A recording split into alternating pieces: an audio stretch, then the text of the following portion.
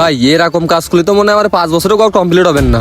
ভাই কষি কি কয়টা টাকা পয়সা দেন, আগে যে টাকা পয়সা দিলেন তা তো সব খরচ মরচ হয়ে গেছে, তাইতে টাকা চাচ্ছিলাম। ভাই কাজ ধরার আগে 2 লাখ অ্যাডভান্স দিলাম, সেই 2 লাখের হিসাব তো এখনো দেওয়া ভাই হিসাব কি করে দেবো, দিন গেলেই জোগাড়লি বাড়তিছে, এই জন্য তো টাকা পয়সাও বেশি লাগবে, এই জন্যই তো হিসাব কিতাব দিতে পারতেন। ভাই কিছু টাকা পয়সা দেন দিনই আপনি।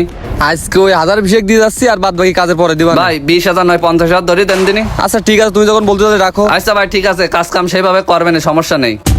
কন্ট্রাক্টর ভাই, আপনি নাই কাজের টাকা পাননি, বাকি ছিল। আমি তো নিজ কানে শুনলাম আপনি অলরেডি 2 লাখ খাই দিচ্ছেন। ভাও কত কত জায়গা পাইসনি তাই না, এই যে সিমেন্ট কিনা টাকা। আগে 2 লাখ নিছেন, এখন 50,000 নিলেন, সিমেন্ট কিনা টাকা।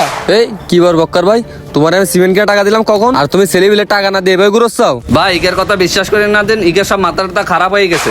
হ্যাঁ, আমাকে মাথা খারাপ হয়ে গেছে, আপনার মাথা তো খুব ভালো। আপনার এই মাথার জন্য এই আমরা ভালোভাবে করতে পারলাম এ না। তুমি সব টাকা দাও, টাকা দাও। এ নাইত তো ছেলে বিলে সব ডাক, আমি টাকা পয়সা হিসাব করে দিয়ে দিচ্ছি।